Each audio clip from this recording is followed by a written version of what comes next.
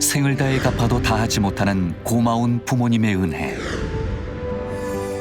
부처님 전에 소중한 가족 영가의 극락왕생을 발언합니다. BTN 붓다회가 백중을 앞두고 영가 회원 가입을 접수합니다. 방송 포교는 부처님 가르침을 널리 전하는 이 시대 최고의 법공양입니다. 백중을 앞두고 불자라면 누구나 지금 바로 붓다회에 동참하세요.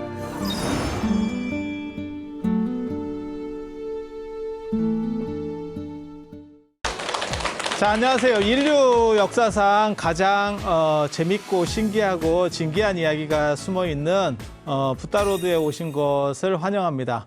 오늘 이제 말씀드릴 내용은 인도 문화와 중국 문화의 차이점에 대해서 계속 이야기를 해보도록 하겠습니다.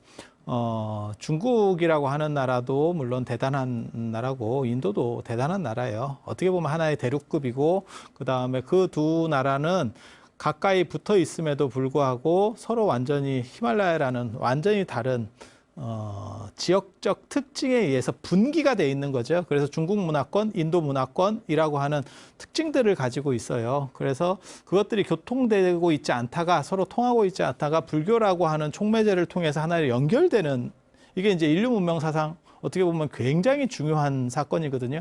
그 전에 있었던 다른 지역들에서의 이러한 교류는 그러한 상업이라든지 안 그러면 전쟁이라든지 이렇게 해서 갈 수 있는 대로 갔어요. 갈 수 있는 대로 퍼져나갔거든요. 비슷한 쪽으로. 그런데 여기는 전혀 다른 쪽으로 지금까지 잘 있지 않았던, 그게 이제 실크로드가 되는 거고, 그 다음에 이제 어떻게 보면 불교 로드가 되는 거죠. 붓다 로드가 되는 거죠. 그래서 그러한 이야기들을 이해하는 배경으로서 지금 이런 얘기들을 하고 있는 거라고 보시면 됩니다. 그래서 대항해 시대 이전에, 대항해 시대가 되면 이제 상황들이 완전히 바뀌어요. 근데 대항해 시대가 한 1400년 정도쯤부터 이제 시작이 되는데, 르네상스가 이제 시작되고 대항해 시대가 그 전에 이제 조금씩 열리기 시작하고 이제 그렇게 되는데, 본격화되는 건 1400년 정도가 되면 되는데, 1300년대 말 1400년대 되면 되는데, 그때가 되면 완전히 상황들이 바뀌는 거고, 지금 현대하고 비슷한 상황까지 이제 무역로라든지 안 그러면 식민지 경영이라든지 이런 거 확대된다고 보시면 되고, 그 전 예전 상황으로 봤을 때는 이게 어떻게 보면 인류 문명사에서 가장 큰 획을 긋는 사건이라고 보시면 될 겁니다. 그래서 중국 문명은 인도 문명으로부터 이렇게 충격을 받게 되는 거죠. 외부적 충격을 받게 되는 거고, 그 외부적 충격 속에서 이 사람들이 어떻게 새로운 가치 판단들을 해나가느냐에 대한 이야기들이 지금 초점이라고 보시면 됩니다. 그래서 중국 사람들은 그 전까지는 생각지도 못한 거를 이제 보게 된 거죠. 그게 이제 지난 시간에도 말씀드렸지만 제일 충격적인 거는 머리를 깎는 사람이 나타난 거예요. 이게 지금 봤을 때는 그냥 그런가 보다 하지만 굉장히 충격적인 겁니다. 상투 틀고 있는 사람들 속에서 머리를 밀었어요. 이게 상당히 충격적인 거고, 그 다음에 인도는 덥기 때문에 제가 늘상 말씀드리는 거 있습니다. 그게 뭐냐면 인도에는 하복밖에 없었는데, 승복이 중국 동아시아로 넘어오면서 하복이 없어졌다. 그러니까 원래 인도 사람들은 전부 하복만 입는 거예요. 왜냐하면 겨울에도 그게 그렇게 인도가 온도가 많이 안 떨어집니다. 그래서 저희가 겨울에 인도에 가면 아침에는 이제 좀 북인도 쪽으로 가도 아침에는 약 한 영상 5도, 그 다음에 낮에는 30도에서 35도까지 올라가거든요. 그리고 여름에는 40도에서 55도까지 올라갑니다. 그러니까 그 사람들이 당연히 동복이 거의 필연성이 없다라고 보시면 되겠죠. 영상 5도 이하로는 안 떨어집니다. 그러니까 동복의 필연성이 없고 하복이 많이 발달하겠죠, 당연히. 그런데 동아시아로 오면 하복만 없어졌죠. 그래서 이제 저같이 운전면허도 없고 이렇게 대중교통 이용하는 사람들은 여름 되면 약간 환자같이 되죠. 하복을 입었는데도 불구하고 하복같이 않은 하복인 거예요. 속에 기본 입어야 되고, 그 다음에 긴 거 또 입고, 거기다가 또 밖에 나갈 땐 두루마기를 입으래요. 그러면 얇은 거 아니, 그리고 저는 또 이게 나이롱 매니아잖아요. 제가 나일론에 대한 장점을 너무 이렇게 제가 좋아하는 사람이기 때문에 질기고 꾹이 망가고 그다음에 빨리 마르고 이 세상에 이런 좋은 섬유가 어디 있어? 신이 만든 섬유야. 단 이제 한 가지 단점은 입는 사람이 좀 덥다는 거. 난방까지 돼. 섬유에 이게 최첨단 기능이 있다니까요. 난방 기능까지. 그렇게 해서 그리고 잘 모르시는 분들이 자꾸 뭐 삼배 무명 이런 거 입으시는 분이 예전에는 그런 건 약간 이렇게 죄수복입니다. 삼배 모시 이런 거는 죄수복으로 썼던 거예요. 그게 천중에는 제일 쌉니다. 무명은 좀 괜찮은 거고 삼배나 모시는 아니 여러분이 생각을 해보세요. 손으로 짠다라고 생각을 해보세요. 무명 한 필 짤 공이면 삼배나 모시는 몇 필을 짜지 않을까요? 이게 모기장 같이 짜버리니까요. 그죠? 그래서 지금하고는 시대가 달라요. 그래서 그거는 예전에는 죄수복이었고 제일 싼 옷이니까 죄수복이었고 그래서 여러분들이 부모님이 돌아가셨을 때나 상을 당했을 때 입는 상복도 원래는 그 죄수복하고 연결이 되는 겁니다. 이유가 뭐냐면 부모님을 잘 모시지 못해서 돌아가시게 한 죄인이라고 하는 개념이 존재하는 거예요. 그 안에. 물론 뭐 수명을 다 해서 돌아가셨어도 그렇게 이제 효자의 입장에서는 그렇게 생각한다는 뜻이에요. 그걸 진짜로 뭐 돌아가시게 했다라는 의미는 아니고. 그래서 인도에는 약간 헐벗는 문화에다가 하복 중심이니까 당연히 옷도 가볍고 그다음에 노출이라는 게 자유롭습니다. 걔네는 계속 더웠기 때문에 우리가 아프리카 사람들을 보면서 저 사람들은 노출이라서 창피할 거예요. 이런 생각 한 번도 하는 적이 없죠.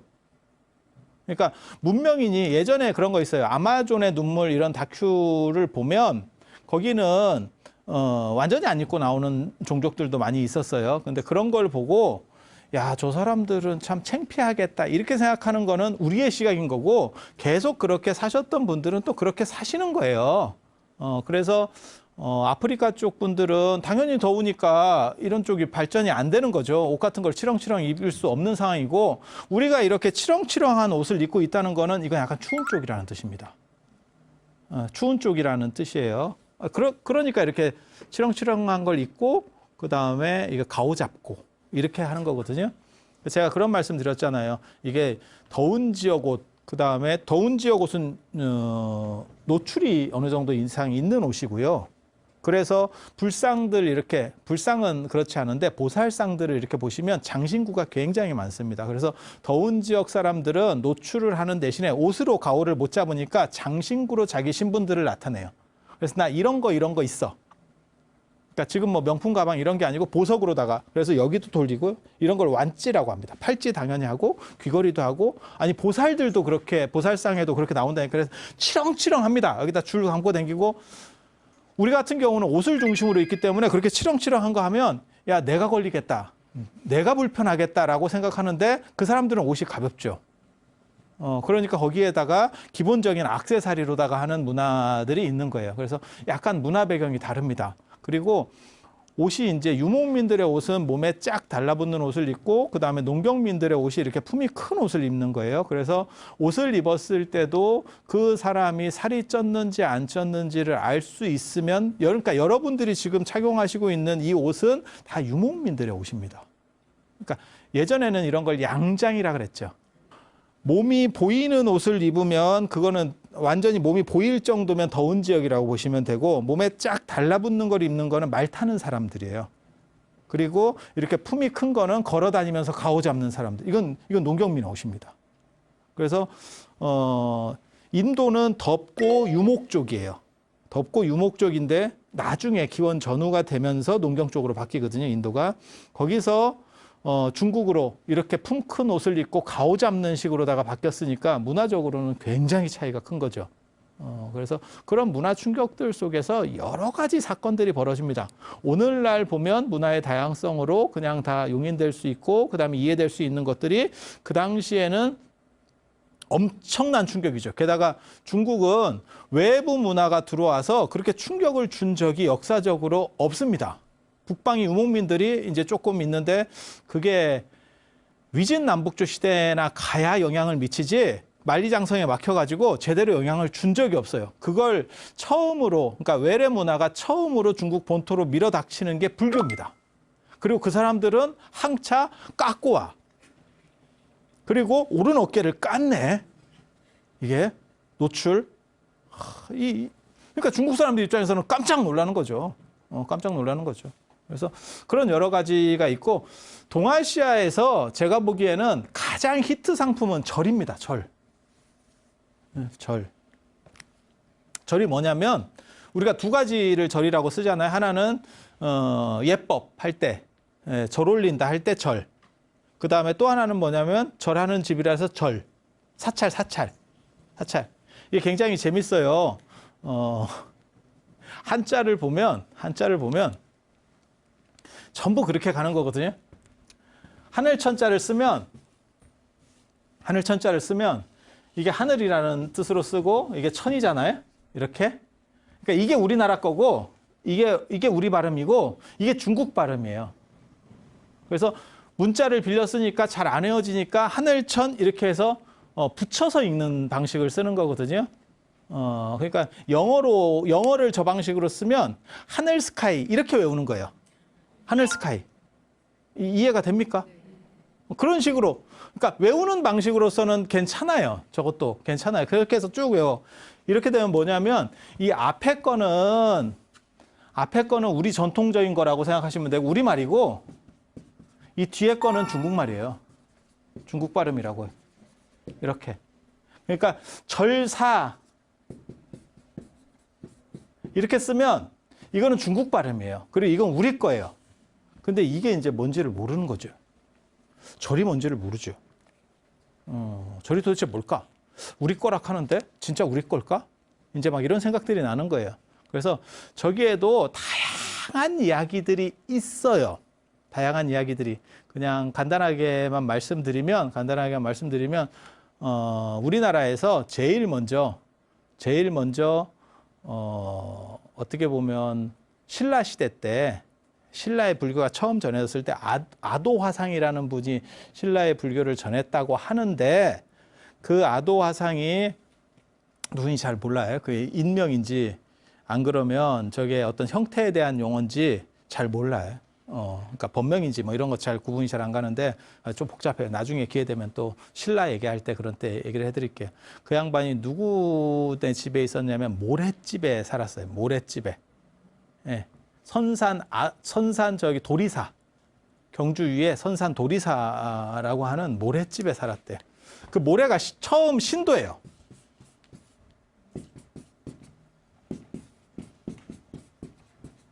이게 털모자거든요. 그 다음에 이게 예법 할 때 그 예자. 예법. 그래서 모랫집에 살았대. 근데 이 모래가 진짜 이름이 아닐 거거든요. 그때만 하더라도 우리식 발음을 썼었으니까 이거는 나중에 한문식 발음이니까. 그래서 모래가 털모자니까 이게 털레래, 털레.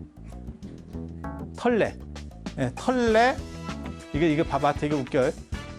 모래가 털레가 돼서 털레가 전레가 되고 전레가 되고 이게 절이 되고 이렇게 해서 절이 됐다는 거예요. 이게 절의 어떤 어원 중에 하나예요. 그러니까 그 아도화상이 모래라는 신도집에 살았는데 그 모래네 집이 저 절까지 지금 언어가 만들어졌대. 그렇게 하는 얘기가 있습니다. 그건 이제 우리말에서 기원을 찾는 방식이고 저는 뭐라고 생각하냐면 저는 저기에 동의를 안 하거든요. 저렇게는 안 했을 거다라고 생각하는 사람이고 그냥 간절하고 절절한 사람들 어떤 기원의 의미? 그게 절일 거다. 그리고 절이라고 하는 거는 불교는 외래 문화였었기 때문에 아마 이쪽에서 전통적인 문화 속에서는 수용할 게 별로 없었을 거다. 그러니까 거기에 대칭되는 게 없는 거예요. 대응되는 게 없는 거예요. 컴퓨터를 우리가 컴퓨터라고 하듯이 왜 대응 언어가 없어요. 거기에 마땅한 언어가 없다니까. 새로 완전히 들어와 버리니까. 그래서 간절, 절절해서 절일 거다. 그 기원이라고 하는 거는 뭐 유사이래로 있었겠죠. 뭐 바라고 원하는 것들. 그래서 그런 쪽이었을 거다. 그리고 또 하나는 뭐라고 추정을 하는 거냐면 절하는 집에서 절이다. 우리는 그렇게 생각하거든요. 절하는 이 절이 동아시아에 어떻게 보면 가장 대단한 인도 상품, 전 세계로 퍼져나간 인도 상품, 동아시아뿐만이 아니고 저 예법이라고 하는 건 오체투지라는 데서 나오는 거예요. 인도의 오체투지. 내 가장 높은 곳이 이 머리하고 이 정수리, 그 다음에 이마 쪽이 상대의 발에 닿게 한다라고 하는. 그래서 나는 당신에게 게임이 안 됩니다. 사실은 그런 뜻으로 하는 게 오체투지인데, 이 절하는 방식이 서쪽으로 넘어가서 이슬람으로 들어가서 이슬람에서도 절을 합니다. 그리고 동쪽으로 넘어와서도 저 예법이라는 게 진짜 대단하죠. 불교에서만 쓰는 게 아니고 유교까지도 완전히 다 초토화가 되는 거죠. 그래서 불교를 타고 동아시아로 넘어와서 보편화된 게 딱 두 가지거든요. 그게 향하고 절입니다.